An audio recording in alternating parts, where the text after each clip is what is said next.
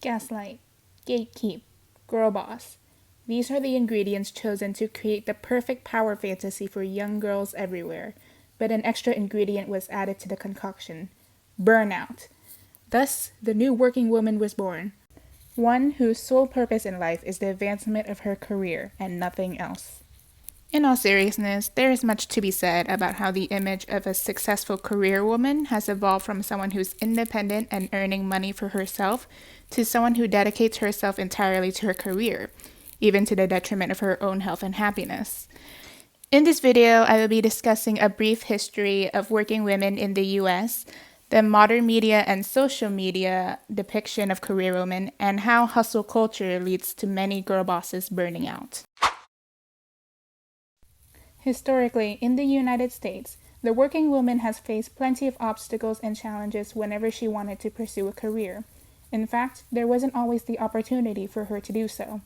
In this video, I will mainly be focusing on the 20th and 21st century when referring to the history of working women, but the entirety of said history expands all the way back to the 1700s. To start, let's talk about the Roaring Twenties. In 1920, the right to vote was granted to white women, which was a huge step in achieving work equality through voting for leaders that may assist in that area. Soon afterwards, in 1923, several activists introduced the Equal Rights Amendment, which sought to grant men and women equal rights and benefits within the workplace. It wasn't until 1943 where women were able to regain footing in the workforce. This is mostly due to when Rosie the Riveteer was introduced as a campaign to encourage women workers to take on traditionally male-dominated jobs in an effort to support the war. The women's labor force grew exponentially in the absence of their husbands, expanding to about 50% from 1940 to 1945. The first wave of feminists were making a steady but extremely slow process. However, it was abruptly halted with the Great Depression in the 1930s. Everyone, regardless of their gender, was suffering from layoffs and unemployment. Women and people of color just happened to be the first that were let go. An estimated 2 million women lost their jobs during the Great Depression, and POC workers were unaccounted for as the government placed more importance on the white male workers. The presence of women in the workforce remained steady but flatlined immediately after World War II ended.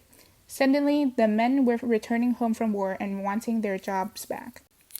Of course, with the end of such a big war, the general public would be eager to return to some form of normalcy. Thus, the 1950s were filled with people who were desperate in their effort to shape themselves into the image of what a traditional American family looks like. It looks like a nuclear family, with a working father, stay-at-home mother, and an abundance of children.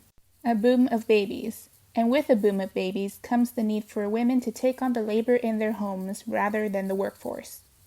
That's not to say that all women were gone from the workforce. Once they entered, it would be difficult to pressure them to leave entirely. And that was made evident in the eyes of the American public with the passing of the Equal Pay Act in 1963. It was the first effort made to end the existing wage gap between men and women. Shortly after, in 1970, there were multiple nationwide demonstrations and women's strikes for equality. This marked the first time in which the second wave of feminism hit its all-time high from its induction in the early 60s. This wave of activism lasted all the way to the 80s, where for the first time in history, women had reportedly earned more college degrees than men. This opened more job prospects for women, since they now have access to higher education and more opportunities to work. The long-lasting effects of more women in higher education led to women becoming breadwinners in their households, reportedly contributing 50% to household income in 1995. With the odds consistently stacked against women all throughout history, the girl boss mindset that was adapted in various forms was, and continues to be, used as a stepping stone towards career success. But that's history. In our day and age, girls and young women have grown up with an abundance of media that revolves around female empowerment, from the educational pursuits of Elle Woods in Legally Blonde to Andy Sachs in The Devil Wears Prada. These media depictions have shifted the collective mindset of a whole generation or two, and in turn changed the idea of what a working woman is supposed to be. Suddenly, there's a possibility for girls to reach for the stars and become the idealistic capitalistic leader, without the presence of a man. In fact, as evident in the way these men were depicted as liabilities in these films, women can indeed succeed despite the hindrances that these men act as. Despite these media depictions, the data indicates that it's not enough. According to an article from Stacker by Joni Sweet titled History of Women in the Workplace, it is estimated that women won't reach the threshold of being paid equally to their male counterparts until 2059. Given these social and professional boundaries which exist in the workplace, women still continually have to work harder in order to have the same opportunities as their male counterparts. The difference between then and now is that young women today have icons to look up to in terms of being ambitious in their careers, and they can subvert the social expectation for them to not achieve as much as men in the workplace. These girls can achieve the perfect life, an idealistic dream of having the best material goods, surrounded by luxuries and money all rightfully earned through their hard work in the corporate workplace of America. There is a major drawback, though. It's one that's hardly acknowledged, but it's becoming increasingly prevalent. When women are expected to work twice as hard for equal opportunity, there's a risk of burnout.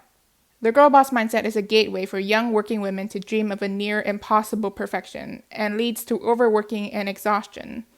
In the process, these young women endure gatekeeping efforts in the professional world and gaslight themselves into thinking that their career is the only thing that can bring them fulfillment. Gaslighting, the psychological manipulation of a person, usually over an extended period of time, that causes the victim to question the validity of their own thoughts, perception of reality, or memories, and typically leads to confusion, loss of confidence, and self-esteem. Now, when I say gaslighting, it might not be what you're expecting. In the case of girl bosses and working women, I think it's fair to say that these assertive women have a keen awareness of others, and thus have an easier time recognizing the instances in which they're being gaslighted by others. However, this keen awareness is what makes it more difficult for them to sense when they're gaslighting themselves. Now, how can this be? How can a woman who's entirely content with her achievements be gaslighting herself? Well, I would argue that the expectation for a woman to be constantly happy with where she is in her career in relation to her life is a major factor. Success is wonderful. It is something that we should all work towards, and aspiring for success is admirable. However, success can also come with a burden that not many people are willing to acknowledge.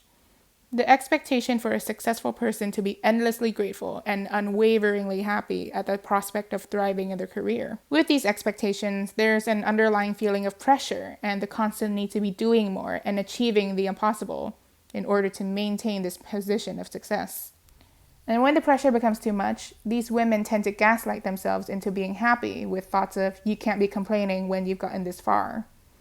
In turn, that typically motivates them to work even harder and do even more, which can only drive them so far until it leads to burnout. This vicious cycle is partially due to hustle culture. Hustle culture is prevalent all throughout social media, with influencers and motivational speakers constantly pushing people to be on the grind. Everything is turned into profit. Or, in the words of Kim Kardashian, get off your ass and work. But that's a whole other video.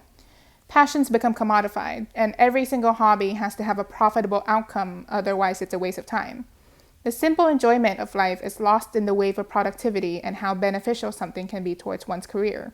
And the end result is a working woman who gaslit herself into being happy with her life because her career and ambitions are all that matter. Rarely is there a girl boss who earned her position without facing a little gatekeeping. That's just how the corporate world is, filled with barriers and obstacles that one has to endure as they claw their way to the top. The biggest gatekeeping tool in the professional world for women is the glass ceiling.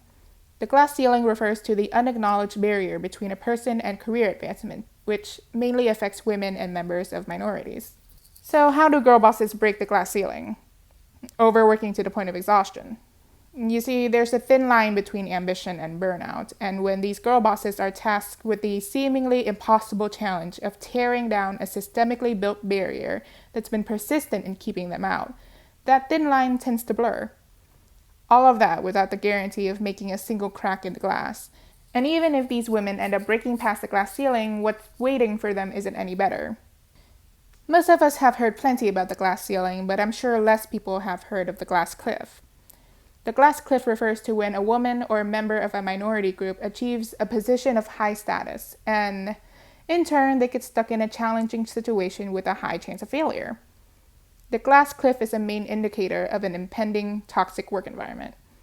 When a woman has seemingly achieved the impossible in breaking the glass ceiling to reach a coveted position of power, she would want to maintain that power. And when she ends up on the glass cliff, she would only grow to be more and more desperate to maintain the power structure that was already collapsing before she even stepped into power. In her desperation, she would most likely implement policies in the workplace that promote a lack of boundaries and a near obsession with productivity for the sake of keeping a crumbling company together. And that's the point. The woman in power was placed there as a scapegoat to blame for the breakdown of an organization without a scrap of a chance to do anything worthwhile while she had the power.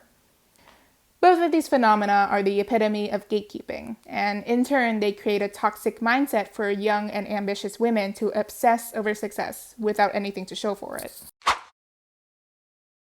The formula for girlbossing is girl boss equals feminism plus career goals.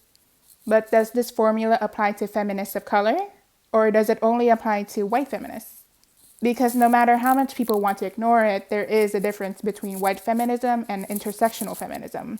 And those differences are further made evident through one phrase. I am that girl. That girl refers to the current lifestyle trend popularized by TikTok that depicts the modern girl boss, who works hard for herself and finds the time and discipline to work long hours, work out, cook healthy meals, go out to socialize, and 100 other things that seems to be impossible to fit into one day. I would argue that girl is the current iteration of a girl boss. While the term girl boss has grown a negative connotation, that girl is far from negative in modern media. Despite that, I would argue that they are one and the same, or at least closely related. The problem with how that girl is depicted on social media is that it perpetuates a lifestyle that's unrealistic and often unattainable for low-income women of color. While I'm not saying that that girl lifestyle is exclusive to white women, I am saying it's more difficult for women of color to achieve that lifestyle. Logically, if a woman has enough time in her 24-hour day to check off a list of tasks and goals that makes her a productive member of society, I would call it a privilege. Plenty of women, including women from underprivileged backgrounds, are bogged down by bills, schools, or other responsibilities that they have to attend to, and they shouldn't be looked down upon for being unable to attend a gym class or not having time for skincare, as I often see on TikTok.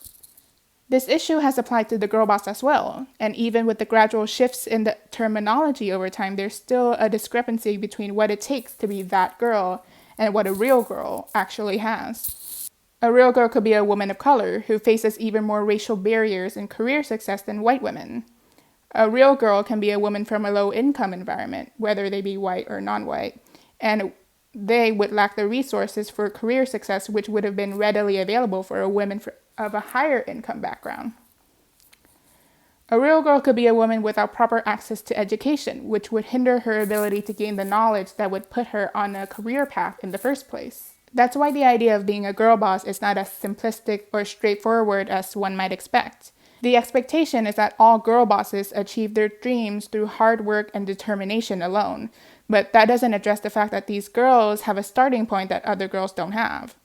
They have time, money, and resources as a cushion, which isn't the case for everybody. That's why it's not solely hard work that gets them to success. Even if we were to disregard these factors and assume that every achievement made by a girl boss is solely based on merit and hard work, does it pay off? And if hard work finally pays off, what did it pay for? If this can no longer resonate, no longer make my heart vibrate, then this may be how I die my first death. The lyric refers to the BTS single Black Swan, in which the artist suffers through the loss of passion for what was once their dream. While these lyrics were written from the point of view of an artist, I think that they can be applied to anyone who's facing the slow death of their hopes, passions, and ambitions. Nowadays, this is a plight that's affecting working women everywhere, especially young women who are desperately putting their heart and soul into their career and carve out their own space in the harsh and unforgiving corporate world. But what is it all for? Earlier in this video, I spoke about how driven these girl bosses are and how much it takes for them to succeed. But is it worth it if the passion is lost? Yes, the climb was a struggle, but once the girl boss gets to the top, would she even want to be there anymore? knowing that there would be more work and exhaustion and burnout to the point where she's a shell of her formerly fierce self. The point of this video isn't to deter young women from working hard, nor is it to condemn or scorn these girl bosses. Rather, I wanted to make this video to point out that while it is admirable to be passionate for career success, it's risky to solely depend on one's passion to drive them there. All in all, my final message is to please remember that it is important to live happily, and you can't do that if you forget to live outside of work. I'm learning how to do that as well. Thank you for watching, everyone. I know this video turned out to be more of a ramble or a rant rather than a video essay, but I just wanted to get out my thoughts about working women and how the corporate culture leads to burnout, because I'm currently dealing with that myself. But I hope that this video was enjoyable to you. I certainly enjoyed making it. And if you want to see more video essays from me, then please subscribe and look forward to more content in the future. All right, thanks again.